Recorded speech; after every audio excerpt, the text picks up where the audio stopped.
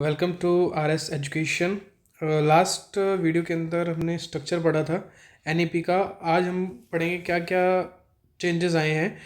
सबसे पहले लास्ट में पढ़ा था कि जो पहले की एजुकेशन थी, यानी जो पहले का सिस्टम था वो क्या था, 10+2 बेस था। लेकिन आज के टाइम में जो एनईपी है उसमें 5+3+4 सिस्टम आ गया है, जिसमें आंगनवाड़ी या प्री स्कूल में 3 वर्ष जाएंगे, जबकि जो 12 साल है वो बाकी स्कूल में जाएंगे। ठीक है।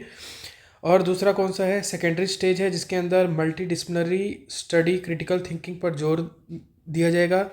विषयों के चयन में लचीलापन और बच्चों की रुचि को महत्व, यानी बच्चे का किसके अंदर सबसे ज़्यादा इंटरेस्ट है उस पर सबसे ज़्यादा फोकस किया जाएगा।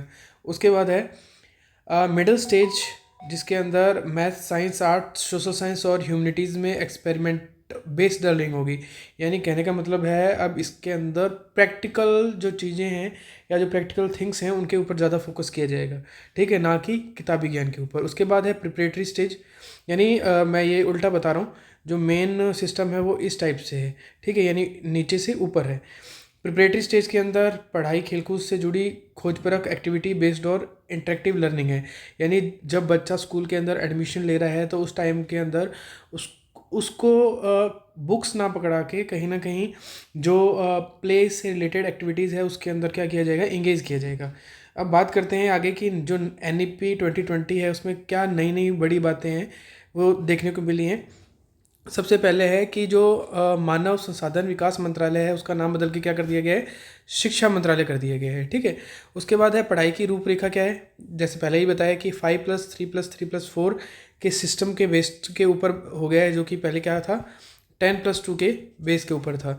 आगे है प्राथमिक स्तर पर शिक्षा में स्थानीय भाषा को जोड़ने पर जोर दिया है, जिसमें बच्चों को उस भाषा में ज्ञान दिया जाए जिस भाषा को वो अच्छी तरह समझते हो। कहने का मतलब है कि बच्चा जब स्टार्टिंग अंदर स्कूल ज्वाइन कर रहा है तो उसको क्रिटिकल लैंग्वेज के अंदर ना पढ़ा के जो उसकी जो लोकल लैंग्वेज है उसके अंदर क्या दी जाए, स्टडी बेस्ड मटेरियल या स्टडी दी जाए। ठीक है।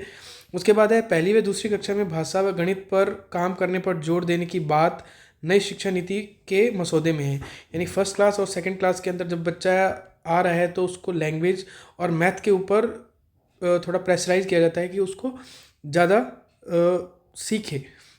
उसके बाद है नई नेशनल करिकुलम फ्रेमवर्क तैयार किया जाएगा, जिसमें स्कूल, टीचर्स और एडल्ट एजुकेशन को जोड़ा जाएगा। ठीक है, यानी जो हमारी NCF है 2022 वाला, इसको जोड़ने की बात की गई है इसमें।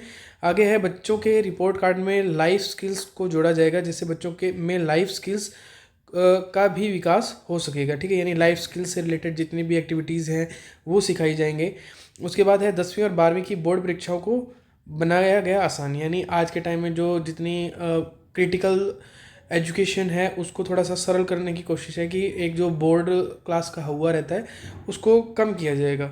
आगे है नई राष्ट्रीय शिक्षा नीति 2020 में राष्ट्रीय परीक्षा एजेंसी की तरफ से उच्च शिक्षा संस्थानों में प्रवेश के लिए एक कॉमन एंट्रेंस एग्ज़ाम का ऑफर दिया जाएगा। यानी अगर आपको किसी अच्छे कॉलेज के अंदर एडमिशन चाहिए तो आपको एक जो कॉमन एंट्रेंस एग्ज़ाम है उसको देना पड़ेगा, और जिसमें जिसकी अच्छी रैंक होगी उसके हिसाब से उसको क्या मिल जाएगा, कॉलेज मिल जाएगा।